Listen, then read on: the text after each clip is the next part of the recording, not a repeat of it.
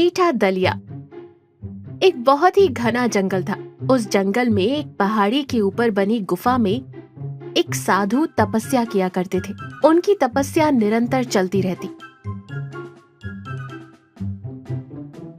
एक दिन एक भेड़ चराने वाला अपनी भेड़ों को चराते हुए उस पहाड़ी की गुफा के पास आ गया। उसने साधु को देखा और सोचा, अरे यहाँ तो एक महात्मा तपस्या कर रहे हैं। शाम को जब वो भेड़ों को लेकर वापस गांव गया तो उसने गांव वालों को उस साधु के बारे में बताया। उसने कहा, पहाड़ी की गुफा में कोई साधु महाराज तपस्या में लीन है। उन्हें देखकर लगता है कि वे बड़े ही महिमावान और सिद्ध पुरुष हैं। एक गांव वाला बोला, क्या सच में? मैं तो उस पहाड़ी पर काफी दिनों पहले गया था, तब तो कोई नहीं था। शायद वे हाल ही में वहाँ आए होंगे। दूसरा बोला, क्या साधुओं के पास सच में शक्तियाँ होती हैं? क्या वे हमारी मुरादें पूरी कर सकते हैं? तीसरा बोला, अरे पगले, साधु कई तरह के होते हैं। काशी के साधु, हिमालय के साधु, नागा साधु, सभी साधुओं के पास चमत्कार नहीं होते, लेकिन कुछ सिद्ध साधुओं के पास सच में महिमा होती है। चौथा बोला, इस दुनिया में ऐसी कोई चीज नहीं जो उन्हें ना पता हो। चाहे मनचाही चीज देना हो, समस्याओं का समाधान करना हो या बीमारियों का इलाज करना हो, वे सब कुछ कर सकते हैं। एक और ने कहा, तो फिर देर किस बात की? हमारे पास तो समस्याओं का अंबार लगा है। चलो उन्हीं से उनका समाधान पूछते हैं। बस फिर क्या था, गांव के लोग पहाड़ी की गुफा की ओर उमड़ पड़े। साधु लोगों के सवालों के जवाब देने लगे। जो भी लोग अपने सुख दुख और परेशानियां लेकर साधु के पास आते, उनसे बात करके उनका मन हल्का हो जाता। इसलिए जो लोग उदास होकर आते थे, वे खुशी खुशी वापस जाते थे।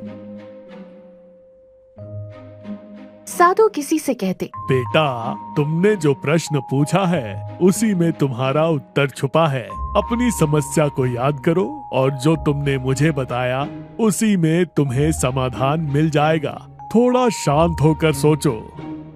तो किसी महिला से कहते, देख माई, यह तेरे परिवार की समस्या है। तेरे और तेरे पति के बीच के झगड़ों को मुझ जैसे साधु के पास लाना ठीक नहीं। मैं तुम्हारे पति को सुधारने में क्या ही कर सकता हूँ। खैर, तू इतना कह रही है तो एक बार उसे मेरे पास ले आना, मैं समझा कर देखूंगा। साधु ऐसे ही अलग अलग लोगों को अलग अलग तरह के जवाब दे रहे थे। दुनिया भर के सुख दुख सुनते सुनते साधु के मन में ही कुछ संदेह पैदा होने लगे।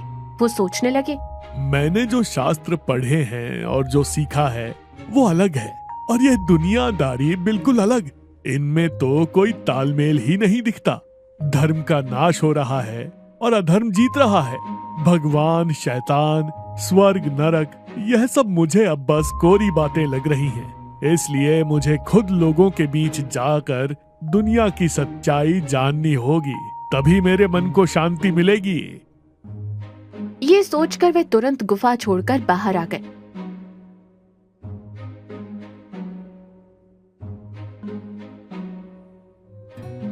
जब वे पहाड़ी के नीचे उतर रहे थे तो उन्हें एक युवक मिला।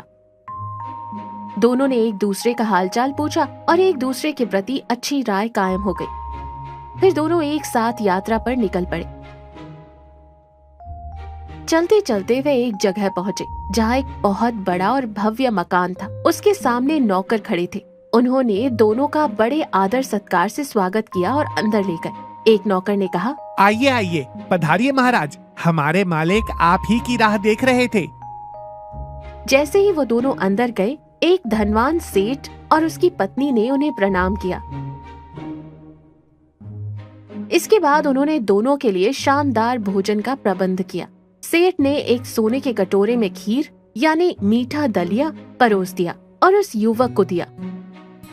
साधु ने देखा कि युवक ने खीर खाते ही सेठ की नजरों से बचकर वो सोने का कटोरा चुपचाप अपनी जेब में रख लिया था।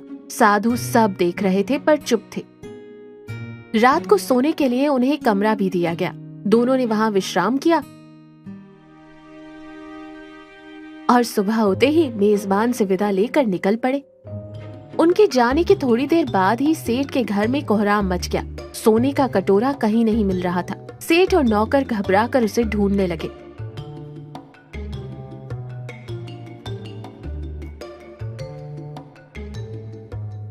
रास्ते में चलते हुए साधु मन ही मन सोच रहे थे। इस युवक को लग रहा है कि मैंने इसे कटोरा चुराते हुए नहीं देखा। यह तो जिस थाली में खाया उसी में छेद करने वाला निकला। मैंने भी गलती करी। मुझे इसे चोरी करने से रोकना चाहिए था या डांटना चाहिए था। कुछ दूर चलने के बाद अचानक जोरों की बारिश शुरू हो गई। काले घने बादल छा गए। दोनों बारिश में पूरी तरह भीग चुके थे। उन्हें दूर एक घर में से रोशनी दिखाई दी। वे चलते चलते उस घर के पास पहुंचे और दरवाजा खटखटाने लगे। युवक चिल्लाया, साहब कृपया दरवाजा खोलिए, हम बारिश में भीग गए हैं, हमें थोड़ा अंदर आने दीजिए। भाई बारिश रुकते ही हम चले जाएंगे, कृपया दरवाजा खोलें। तभी दरवाजा खुला। एक नौकर बाहर आया और बोला, कौन हो तुम लोग? दरवाजा क्यों पीट रहे हो? युवक ने कहा, भाई हम बारिश में भीग गए हैं, बारिश रुकने तक यहाँ रुकना चाहते हैं। बहुत जोरों की भूख भी लगी है, अगर खाने को कुछ हो तो दे दीजिए, आपको पुण्य मिलेगा।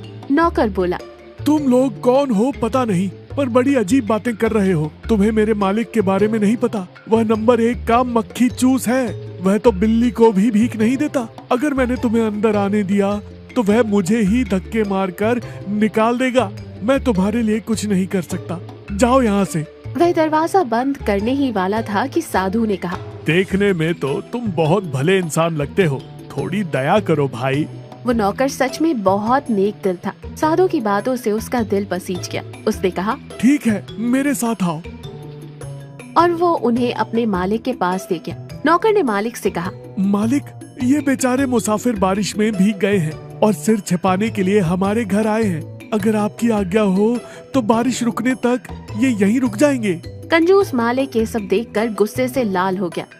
वो चिल्लाया, अरे तुझे अकल वकल है या नहीं? बेवक्त किसे उठा लाया? क्या सिर छुपाने के लिए मेरा ही घर मिला था? ऐसे लोगों को मेरे पास लाने के लिए तुझे जूतों से मारना चाहिए। पहले इन्हें बाहर निकाल। नौकर ने विनती की, मालिक बाहर मूसलाधार बारिश हो रही है, अगर ये भीगते रहे तो इन्हें ठंड लग जाएगी और बीमार पड़ जाएंगे। बस इस बार दया कर दीजिए। मालिक ने चिढ़कर कहा, बड़ा दयावान बन रहा है तू। ठीक है पड़ा रहने दे। नौकर ने फिर कहा, मालिक धन्यवाद, इन्हें भूख भी लगी है, खाने के लिए कुछ मांग रहे हैं, क्या कुछ दे दूं? मालिक भड़क गया। क्या है रे ये? मेरा घर क्या कोई धर्मशाला है या अन्न क्षेत्र? घर में घुसने दिया यही बहुत है, अब खाना भी चाहिए। सवाल ही नहीं उठता। अभी कुछ भी पकाने के लिए मैं राजी नहीं हूँ। नौकर ने कहा, पकाने की जरूरत नहीं है मालिक, मेरा बचा खुचा बासी चावल और सब्जी जो आप मुझे देते हैं वही इन्हें दे दूंगा। मालिक ने कहा, जो करना है कर और मर। बारिश रुकते ही दोनों को घर से निकाल कर दरवाजा बंद कर देना। आजकल किसी का भरोसा नहीं है। नौकर ने दोनों को बिठाया और अपने हिस्से का बचा कुचा सूखा खाना खिला दिया। उसने खुद अपनी भूख मिटाने के लिए बस भर पेट पानी पी लिया। कुछ देर बाद बारिश रुक गई। खिड़की से ये देखकर युवक ने नौकर से कहा, भाई प्रणाम, अब हम चलते हैं। इस बेवक्त में हमें आसरा देने के लिए धन्यवाद। आपने न केवल हमें जगह दी बल्कि अपने मालिक से कहकर हमें भोजन भी दिया। आपका यह आदर सत्कार हम कभी नहीं भूलेंगे। आप जैसे धर्मात्मा और दयालु लोग अभी भी हैं, इसलिए दुनिया में थोड़ी बहुत शांति बची है। आपने जो भलाई की है उसके बदले यह छोटा सा तोहफा, ये सोने का कटोरा, इसे ले जाकर अपने मालिक को दे देना। युवक ने वही चोरी किया हुआ सोने का कटोरा नौकर को दे दिया। ये देखकर साधु हक्का बक्का रह गया। उसे भयंकर गुस्सा आया। उसने मन में सोचा, ये क्या पागलपन है? पहले तो चोरी की और अब वह चोरी का कटोरा इस कंजूस के नौकर को दे रहा है। इसे समझ भी आ रहा है कि यह क्या कर रहा है। खैर दोनों ने फिर से अपनी यात्रा शुरू की। कुछ दूर चलने के बाद वे आराम करने के लिए रुके। साधु से अब रहा नहीं गया। उसने पूछा, भाई मुझे समझ नहीं आ रहा इसलिए पूछ रहा हूँ। मैंने सोचा था तुम कोई समझदार युवक हो, तुम्हारे साथ रहूंगा तो मेरे कुछ संदेह दूर होंगे, पर तुमने तो। युवक हंसते हुए बोला, मैं आपके संदेह दूर करने ही तो आया हूँ। आपके सारे सवालों के जवाब देना मेरी जिम्मेदारी है। मेरी बात ध्यान से सुनिए। सबसे पहले जिस अमीर आदमी ने हमें शानदार दावत दी थी, वह केवल अपनी झूठी शान और कीर्ति के लिए पैसे पानी की तरह बहा रहा था। वह कर्ज में डूबा जा रहा है और अपना घर बर्बाद कर रहा है। मैंने जानबूझकर वह सोने का कटोरा चुराया जब उसका वह सबसे प्यारा और कीमती कटोरा खो जाएगा, तब उसकी आंखें खुलेंगी। उसे समझ आएगा कि वह क्या कर रहा है। इस तरह मैंने उसका जीवन बर्बाद होने से बचा लिया। साधु ने पूछा, यह तो ठीक है, पर वह चोरी किया हुआ सोने का कटोरा तुमने उस महाकंजूस मालिक को क्यों दिया? क्या यह कुपात्र दान यानी गलत आदमी को दान नहीं है? युवक ने समझाया। यह कुपात्र दान कैसे हुआ? अगर आप ऐसा सोचते हैं तो यह आपकी भूल है। उस कंजूस मालिक को सिर्फ पैसा कमाना आता है, किसी को देना नहीं। मैंने जो सोने का कटोरा दिया है, उसका उस पर गहरा असर पड़ेगा। उसका मन बदल जाएगा। वह सोचेगा, सिर्फ 4 बासी टुकड़े खिलाने के बदले अगर मुझे सोने का कटोरा मिल सकता है, तो अगर मैं पेट भरकर अच्छा खाना खिलाता तो न जाने कितना बड़ा इनाम मिलता। इससे उसके मन में पुण्य कार्यों के प्रति लालच जागेगा ही सही, पर जागेगा जरूर। तब वह दिल खोलकर दान धर्म करना शुरू कर देगा। इस तरह उसकी जमा की हुई दौलत लोगों की भलाई के लिए काम आएगी। युवक की सोच और तर्क सुनकर साधु हैरान रह गया। वे बोले, आहा, मेरे सारे संदेह पूरी तरह मिट गए। मेरा जीवन धन्य हो गया। साधु देखते ही रह गए कि वो युवक धीरे धीरे एक देवता के रूप में बदल गया।